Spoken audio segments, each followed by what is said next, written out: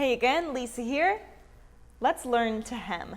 I'll show you the basics as well as an advanced way.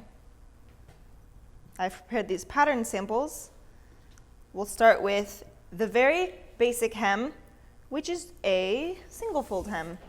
So let's pretend that this fabric right here is our finished project. Oh my gosh, it's gorgeous, a square. So we're going to fold our garment under 1/2 inch. Then we press it. It's almost as simple as that. After you press it, if this was a very long garment, that might take some time.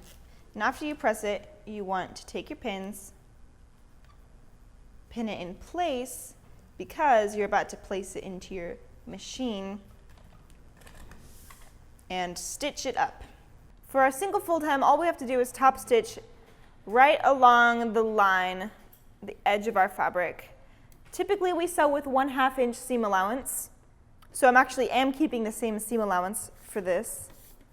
However, if you ever fold your hem over more or less than that, you'll just want to make sure you sew along the edge instead of the seam allowance. All right, we've got a single fold hem this side and our beautiful top stitched. I'm gonna fix that in a second. Now let's do a double fold hem. It's essentially the same exact thing, but we fold it under twice.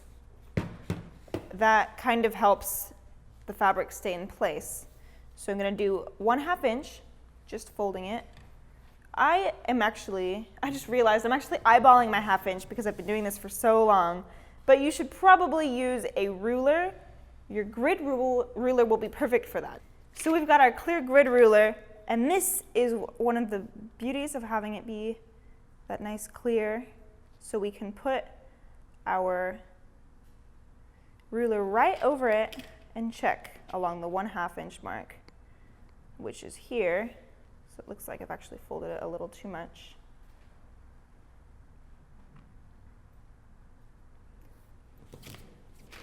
.5 inch. All right, then we iron it flat. Then we double it, like this. It's gonna be another 1/2 inch because I just folded over my edge. And we iron it flat, and since typically this would be a long garment that you're hemming, you would want to pin it all in place so it doesn't come out. And then we just top stitch like we just did.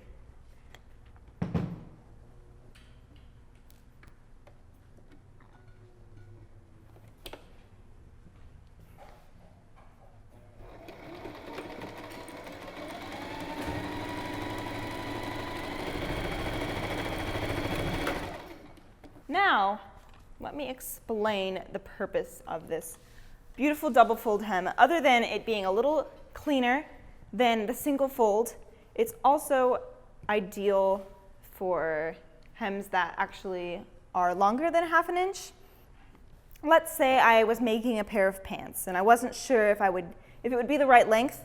What I would do is essentially I would have my 1/2 inch, and then I could go up even more than that. Like here's 2 inches. I could fold it under, and then I would have all of this extra room to work with if I needed to ever let my pants out to make them longer, or my skirt out to make it longer, or if it needed to be thinner or shorter, I could always just, fold it up more. But the nice thing is that you'll always have, based on how much you fold over originally, you'll always have that extra fabric to work with. You'll notice if you buy trousers or suits, they always have that extra room for you. Or maybe you haven't noticed because your tailor does it for you, but the room is there for the tailor to help let out or take up pants and hems. So you have your single folded hem, your double folded hem. Now is the fancy one, the blind hem.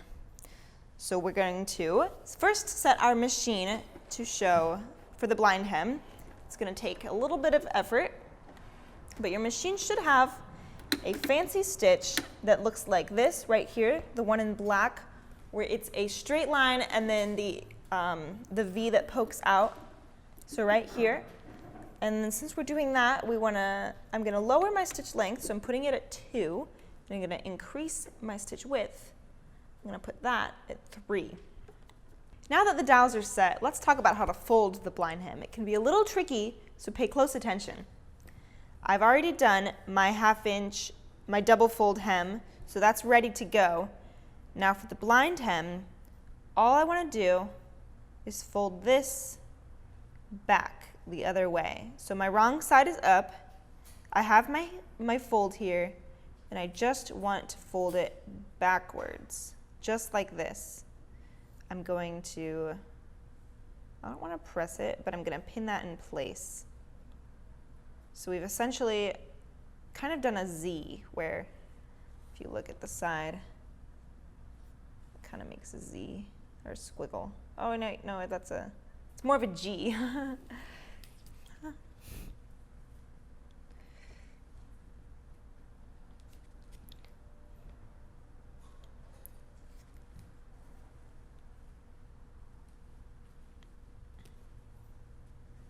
So now I have my hem, which I'm going to sew along, and the hem won't show from the outside. And then I'm going to catch my fabric in here.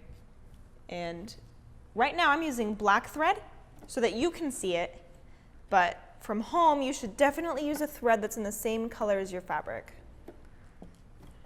So what we're going to do is whenever we're doing that straight stitch, it's going to be along the hem, and whenever it pokes out and grabs the fabric, it's going to grab our actual fabric. All right, let's do this.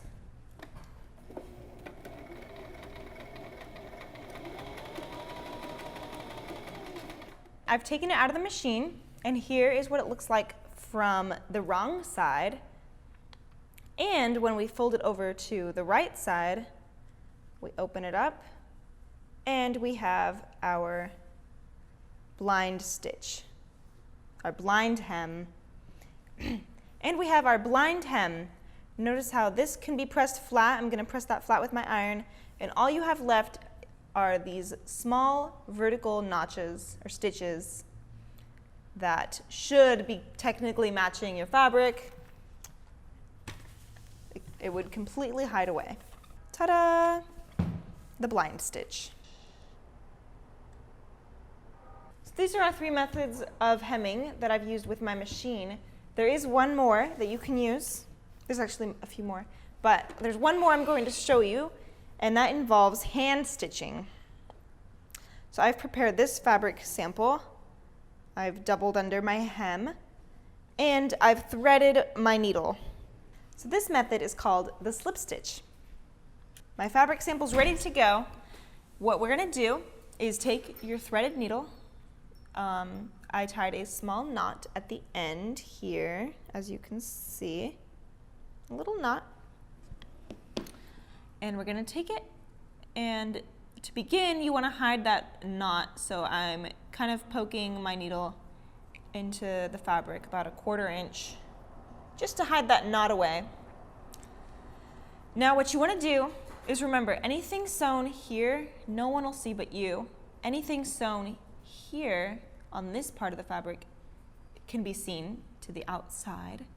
So when you sew here, you want to catch as little stitches as you can. So you might need to zoom in to see this, but I am basically getting a very small amount of thread under my needle and pulling it. And then I'm dipping my needle back into this folded edge of the hem, and that's going to go about a 1/4 inch and come back out. Oops. Come back out. Oh, doesn't want to do that. Pulling that tight, and then I'm just going to catch a little bit more, little tiny stitches, just the back of them, so that it won't be seen from the front.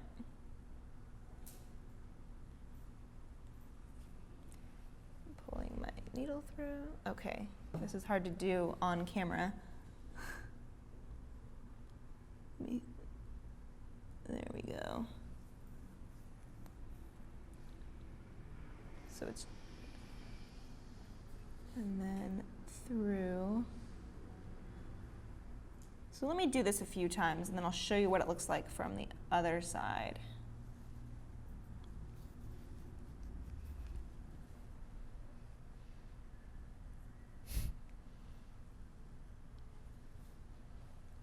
Of course, my fabric's being difficult.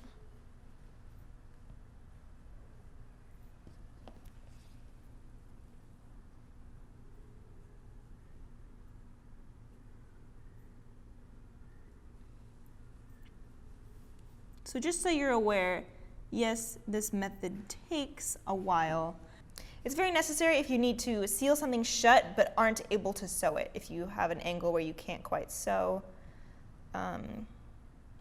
There's ways of doing it that are quicker. You'll kind of find the way that works best for you over time.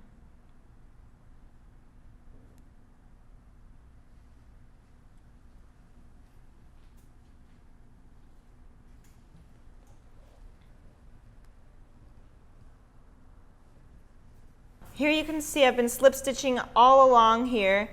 The best way to do it, as you can tell, well, it might be hard to see, but I was being a little sloppy right here, but typically you can really only see the stitches when it comes out of the hem and into the other side, like here. So you try to keep it really close together, out one hole in the other, and then when you're finished, when you've reached your end, all you have to do is tie it off. A quick little, oops, just going through the same spot, going under the hole it's created before you pull it tight, and tying that little knot. Then you clip it. And here we have the hand-stitched hem. I'm gonna put that here next to my other ones. Let's make these pretty. So here you can see these ones look the same because they've been top stitched, the blind hem, and hand hemmed.